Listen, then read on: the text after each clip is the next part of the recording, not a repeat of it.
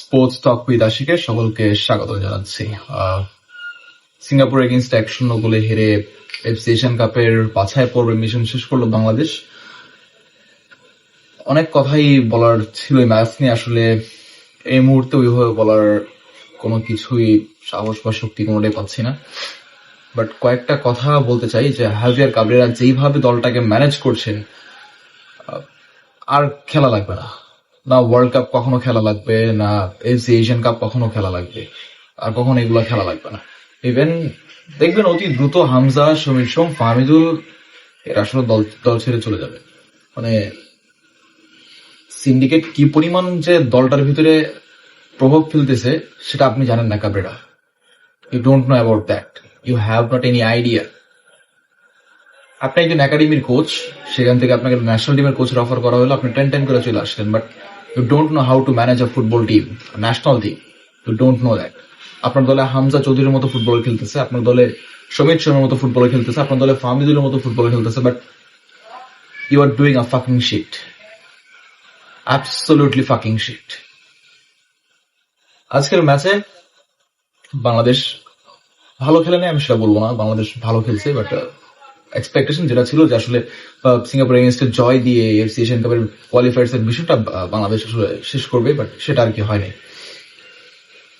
Press কনফারেন্সের জন্য নিয়ে আসা হয় জামাল ভাইয়াকে, প্রেস কনফারেন্স ক্যাপ্টেন। ম্যাচে দেওয়া হয় সোহেলার মতো একটা আনাড়ি, একটা BKCDA একটা ফুটবলারকে, তাকে ক্যাপ্টেন্সি করা হয়, ক্যাপ্টেন করা হয় টিমের জন্য, তাকে ক্যাপ্টেন্সি দেওয়া হয়। কোন লজিকে আপনি 82 ম্যাচে 2 গোল করা সোহেল রানা সিনিয়রকে আপনি ক্যাপ্টেন্সি দেন? কোন লজিকে আপনি দলে নামান?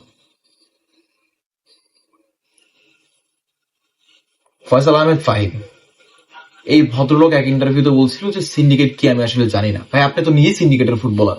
What have you done today? না একটা বল রিসিভ করতে পারতেছেন, না একটা ক্রস দিতে পারতেছেন ঠিক মতো। কি করতেছেন আপনি? What are you doing here? আপনার ন্যাশনাল টিমে আপনার কাজ কি? 31 ম্যাচে মাত্র 1 গোল। আপনার কি শরম লজ্জা বলতে কিচ্ছু নাই?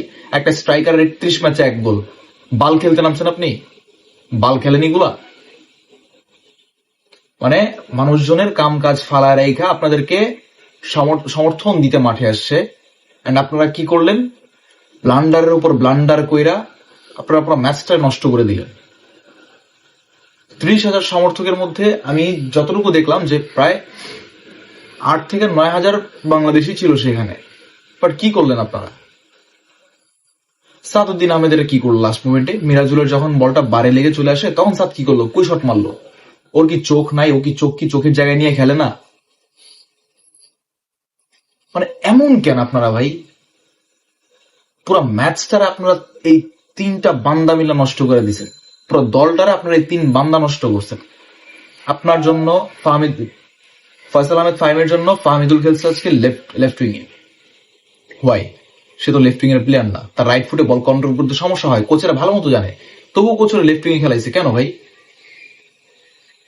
মানে জোর যার মুল্লুক তার, যখন যেটা মনে চাইবো সেটা করবেন, যখন যেটা করতে ইচ্ছা করবে সেটা করবেন। বাংলাদেশ আজকে ভালো খেলছে, বাংলাদেশের ইন্ডিভিজুয়াল কয়টা প্লেয়ার আজকে জঘন্য খেলছে। এদেরকে দেখে মনে হয় না এরা বাংলাদেশ টিমের প্লেয়ার। এদের বাংলাদেশ টিমের কোনো যোগ্যতা নাই। অফ টাইমে খ্যাপ না খেললে তো অন্তত প্র্যাকটিসটা করতে পারেন যে কিভাবে শুট নেওয়া যায়, কিভাবে কার্ভ করা যায়, ড্রিলগুলো তো করতে পারে। ক্যাপ খেললা ভালো টাকা ইনকাম করে ন্যাশনাল টিম থেকে, আপনারা টাকা পান না তেমন একটা, তাহলে কেন ন্যাশনাল টিমে পড়ে আছেন? বের হয়ে যান ন্যাশনাল টিম থেকে। আপনার মতো বোকাচোদা প্লেয়ার, আপনার মতো থার্ড ক্লাস মার্কা একটা ফুটবলার কখনো এই বাংলাদেশ ফুটবল টিম ডিজার্ভ করে না। অন্তত আপনার মতো টিমমেট হামজা সুমিতরা ডিজার্ভ করে না। বের হয়ে যান আপনার টিম থেকে। শুধু আপনি না, সোহেল রানা সিনিয়র, সাদউদ্দিন আহমেদ, আপনারা দুজনও বের হয়ে যান টিম থেকে। আপনারাও বের হন, কাবরেরা নিয়েও বের হন। আপনারা এই 4 বান্দা মিলে পুরো দলটারে আপনারা নষ্ট করে দিচ্ছেন। Easy match, easy chances. আজকে বাংলাদেশের স্কোর লাইন হইতে পারতো 4-1, 5-1, সেখানে বাংলাদেশ আজকে 1-0 গোলের হার নিয়ে মাঠ ছাড়তে হচ্ছে। Can you imagine that? কি পরিমাণ মিস আপনারা করছেন? এইভাবে খেললে কখনো বিশ্বকাপ খেলার কথা মাথায় আনবেন না। এইভাবে খেললে কখনো এফসি এশিয়ান কাপ খেলার কথা মাথায় আনবেন না। আর যতদিন হাভিয়ার কাবরেরা আছে ততদিন ক্ষমা করে দেন ভাই, প্লিজ ক্ষমা করে দেন। এগুলো দেখলে নিজের অজান্তে গালি চলে আসে। আর দয়া করে আপনারা যদি কোনো মানে বিএফএফ এর কাছে আমার আবেদন, যদি কখনো এরপর আর কোনো ম্যাচ থাকে তাহলে এগুলো প্লিজ রোজার মাসে করেন, মুখটা কন্ট্রোল থাকবে। Thank you everyone.